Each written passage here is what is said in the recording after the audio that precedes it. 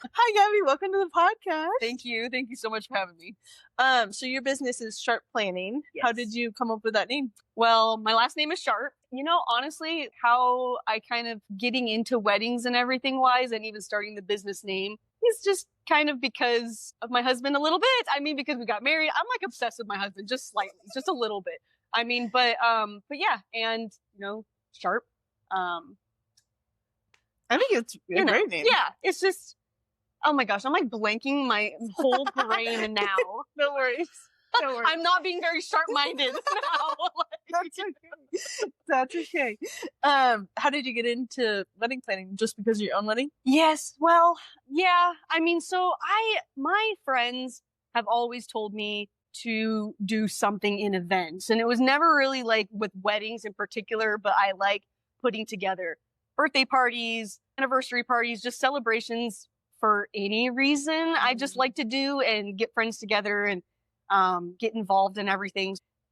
That's kind of after I had my wedding, which was very untraditional, by the way, very, very untraditional. I kind of did. I just thought about it more and more. And I had some friends that were getting engaged, and I was like, I think I'm just gonna step into this and see where it goes. That's So awesome. that's totally how I thought it to become. Good. I think that's a great origin story. What was your very first wedding like? Oh my goodness. Well, so I became certified in January of 22, and then I took on my first wedding that March. It was good. I don't think that there was anything that went awry or went weird or anything. The gal that had hired me for planning and coordinating was more so for coordinating because she made it pretty clear to me that she is a planner herself and that, she has everything together. This is what you do and everything. So she made it actually pretty easy for me. And it was at, where was it at? It was at a golf course, Spur Wing. Oh, It's very nice. yes. So that was my first wedding experience at the Spur Wing golf course. And it was very nice. It was very, very nice. Yes. Just throwing you right in. It did. It really did. So I absolutely loved it. At the very end of the night, I went home. I'm like riding such a high because I just did my first wedding. The bride had texted me and said, "Hey, would you mind bringing our cake to Chandler's downtown?" And I felt in the moment like, okay, the night is done. I'm home. I took my shoes off. My feet hurt. This is my first time doing this. And she's asking me to bring her wedding cake from her house downtown to Chandler's. And so I did it. I did it. Of course I did. This was my first wedding. And I was just kind of like, oh, okay. But yeah, I mean, like, driving on the way there, coming home, I was definitely even thinking to myself, like, this was out of my realm to be doing. This was definitely a little bit too much. It was okay though. It was fine. Fast forward to just maybe, I think it was just 4 or 5 days after the wedding, she wanted to have a little recap with me at her house afterwards. And so this is, firsts. This is my first time and everything. So that's another thing that, I mean, I'm open to obviously talking about your wedding afterwards if you want to do that and everything. I am not going to go over to your house afterwards and have, you be on the pedestal, kind of like, but the thing is, again, there was nothing that was wrong at all. I think she was just very criticism. Like, I just want to like tell you what you should do better next time and this and that. And then was kind of like, is this your first wedding that you've done? And I was just kind of like, actually, yes, it is. Like, I don't know however many questions and things you had to ask me to get to that point of knowing that this was my first wedding. But at that, I made it pretty clear whenever you hired me and everything. I mean, that this was all, and for the price that she paid, it was outrageously cheap of what I did and the amount of what I did for the hours of what I did, so it's just, it was a good experience for the first experience, and it was great. It really was such a great wedding. It was a lot of fun.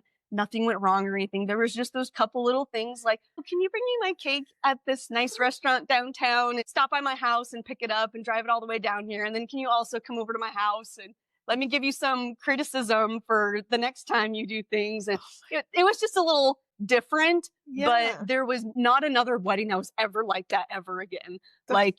So it was just, it's just the person, just Yeah. different personality tastes, you know. What did she say when you said it was your first? So, I mean, I think she wasn't like surprised or anything. I think she understood or saw that and everything, but Yeah. I mean, she was just kind of like, well, I do, you know, events with kids and sport. It was like like planning sporting events like that she had done a lot of, and she was just kind of like, well, so this is what we do with this and that, and you know, and I'm just like, okay, well, it's just different with weddings. And so I mean, yeah, it didn't shy me away from continuing to do it. Though, So good. you know, yeah, just kind of a one-off personality. Yeah. She's great. We're still friends on Facebook. I love her to death. What's a wedding disaster you'll never forget but somehow pulled off? Oh my goodness. Okay, well, so out of, I would say, well, now that I've been about 3 years in business, I've done close to 70 weddings. And out of those, only really two stand out to me. And maybe it might just even be down to just one. I mean, really, I know there's always at least a couple, right? There's Yeah. always something. Let me get this very clear though. It's never the couple. It Oh. has never been and will Yes. never be the bride or the groom that does anything to make anything bad ever, ever, ever. No, but this was just this last summer in July, and I think it was just kind of more of a situation where a mom was the mother of the bride was very involved in the wedding, which is beautiful. It's a blessing. That's amazing and everything. That's great.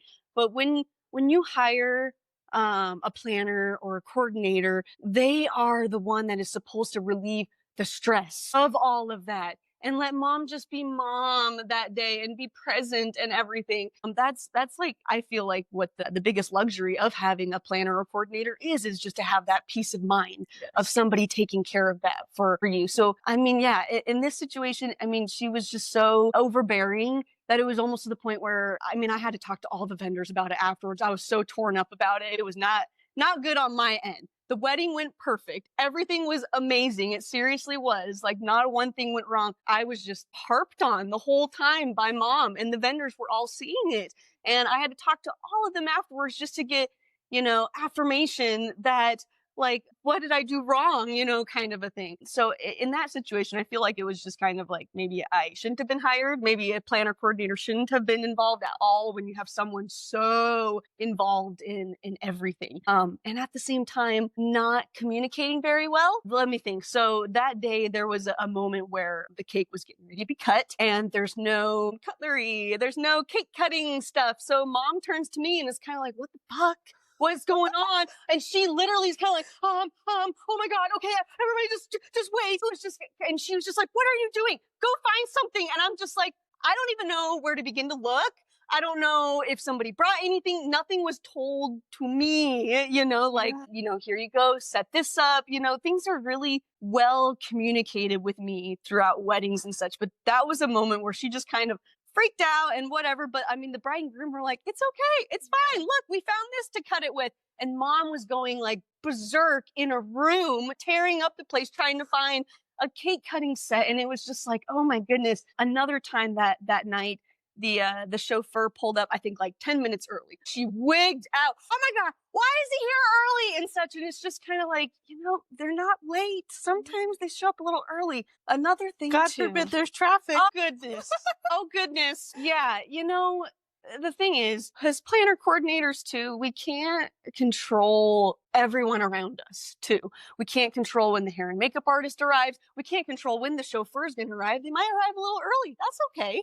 You know, it's not any extra. They usually do come early. They don't want to come late, you know? So it's just little kind of things like that. But no, but I'll tell you to wrap it up in a bow at the very end of it all, this just kind of ties into something that I will never do again. The bride had discussed with me a couple months beforehand, and it was in my agreement. I had to rewrite my agreement, resend it over to her to sign, that I will be paid my remaining balance in cash on the day of the wedding day. I was very not cool about that and was just kind of like, I don't feel good about this. This isn't what happens. You know, vendors are paid before the wedding, usually always, or, you know, it's just, then it's not secure for us that we know we're gonna. Well, and there's too much going on the wedding day. That is the last thing that you're thinking about. Exactly. the Yeah. last thing. No money needs to be paid on the wedding day. That's the thing too. Those things get paid at least usually 2 weeks before the wedding. It's about deadlines. So I agreed to it. I mean, I asked up and down, are you sure? Are you sure? This isn't something I usually do. So I did it anyways. And yeah, it burned me. So come the night of the wedding, I had to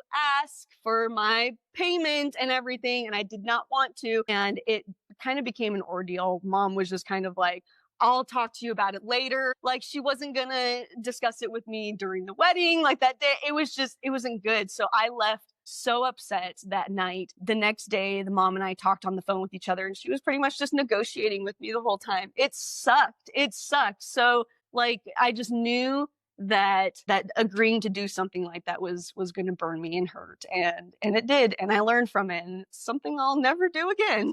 Yeah, and it makes it like so awkward. You're like, hey, pay me so I can leave. And they're like trying to enjoy the night. And it's just like, just kind of like, Yeah, it's just awkward. I know. And this was the very, very end of the night too. So it wasn't, I would never want to interfere in a moment where they're having fun, they're dancing. I didn't even want to ask at all. Yeah, I know. Want to ask.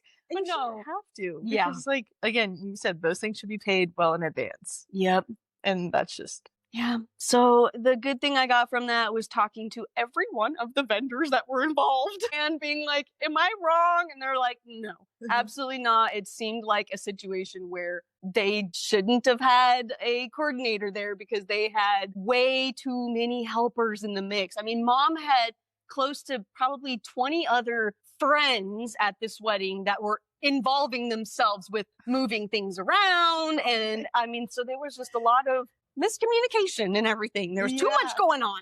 Too many cooks in the kitchen. That's right. Yeah. Anyways, what do couples think they want that you know is going to go sideways? That's a good question. That's a really good question. I would say open bar, open mic. Yeah. So, I mean, open bar and, everybody likes a couple drinks.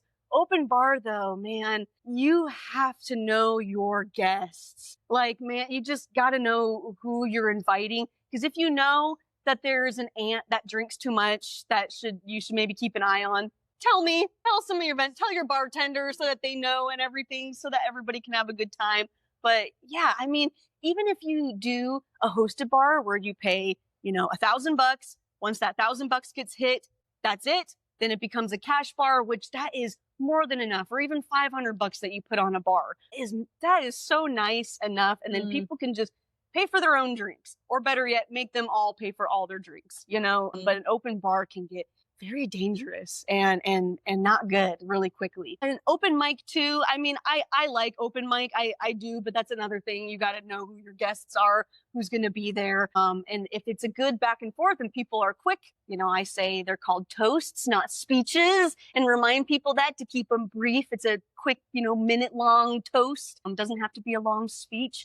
But yeah, really those couple things. Another thing too, this is just kind of total opinion, but people who have their friends as their officiants. Now, I'm not saying that that's all bad, because sometimes that usually is good too. But if the friend that's an officiant is kind of a goofball who isn't taking the role very seriously, that's whenever you kind of really need to think about who's officiating your wedding, marrying the two of you. If this friend has been there throughout your guys' relationship, they're a rock in between you, and they fit the part of an officiant, that sounds like it works well. But if they're, not paying attention and they're being a goofball and making things not easy for rehearsal and things like that, when we're trying to kind of be serious for the most serious moment of the day, on the wedding day, then yeah, that's important too. Just something to think about. So back on the speeches or the toast, have you had anybody I guess, what's your most interesting one, if you could think of one? Oh, I mean, sometimes, okay, so honestly, if someone incorporates, which is really fun, if you incorporate like a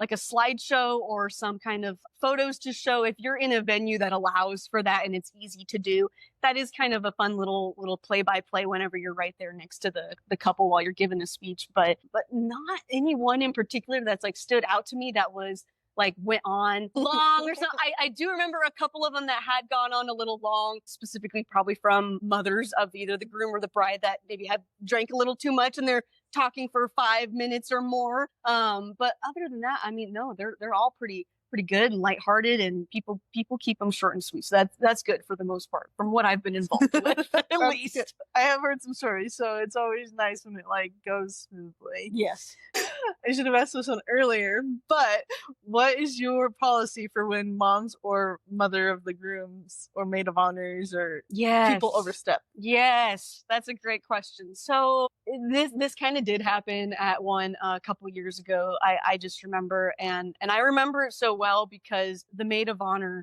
we're both standing at the welcome table, and I'm tidying one end, and she's got the other end, and then she kind of stops and she's just like, "So am I setting this up or are you?" Oh my God. So then what I said to her was, well, this is what I was hired for. Yeah. This was in my agreement of like, and that's a thing too, what I really stress and emphasize to couples or anybody who's hiring me is my job duties are very clearly stated in my agreement. When you sign that, it shows you everything that I'm hired for, what I'm going to be doing for you the week of, the day before, the day of the wedding. So yeah, I just that's exactly what I just did, just naturally. I mean, it felt like I was like, oh, because I was kind of taken back, but at the same time, I was like, this is what I was hired for. I was hired to set up, and help assist with this. But if you're doing it, then go ahead. I mean, and that's another thing too that I just like to encourage couples is, tell your wedding party about me. Tell your mom and dad about me. Let them know what you've hired me for and that I'm going to be there for this. If you want maid of honor to set up your entire reception space, great. That's fine. I'll be there to help if she needs me to. But if you hire me for that, but she's doing it and you don't tell, both of us, then it becomes like that, where you get someone to stop in their tracks and go, okay, who's doing this here? Yeah. So just a gentle reminder. What did she say? She was just kind of like, okay, well, I mean, that's fine. I was told to do this too, so then that's just kind of where it clicked into my head to go, okay, it's hard to tell your couples everything that they need to know. It really is, until like you're actually going through it with them. But that was something I took from that wedding that day, was I should just, let a lot of my couples know, hey, just remind your wedding party that I'm here, let your mom know if she needs anything, I'm going to be there. And this is what I'm doing that day too, so they're familiar with what I'm there for. Not just getting like people freaking out. I know. And I'm just kind of like, okay, maybe they don't need me no more. I'll just sue myself out. What's something that you did at a wedding that you swore you'd never do again? That's a good question. I swore I would never do again. Well, in certain times, I mean, I do offer to pick up rentals actually for my clients, and I'll always put in my agreement to within reason. Mm-hmm. So it has to fit in my car, and I have to be the one to unload and load it. So it can't be a lot of heavy things. It can't be a car full of things. I mean, there's a lot of like restriction things and everything that kind of go about that, but I have done that many times. Desserts, all but florals.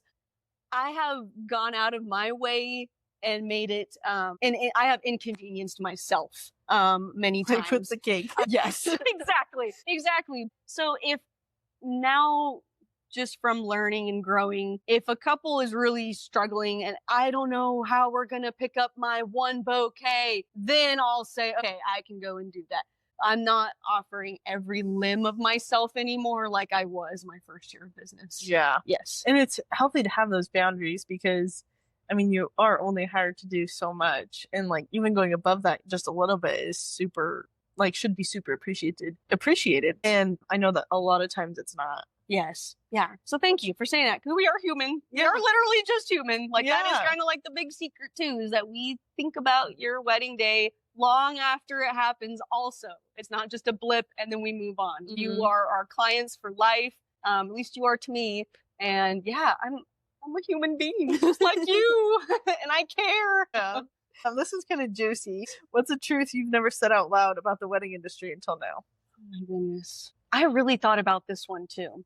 I did. And I don't know. I just kind of, I don't know. It's a very loaded kind of question that makes me think about a lot of things, because in the grand scheme of it, I don't even know where to begin with it. I don't know. Like, I don't even know. Like with how much things trend Mm. and what looks good and everything. People are just like really drawn to that. And I mean, just going back to basics and just being like, hey, this is your wedding day. Think Mm. about the two of you, what you guys want and what reflects you both, also. It's there's so much beautiful things online and everything that you can see, but what's really you two? I Yeah. mean, I know I kind of like briefly said that I had a very non-traditional wedding. I went to Vegas with my husband and we were married on 4321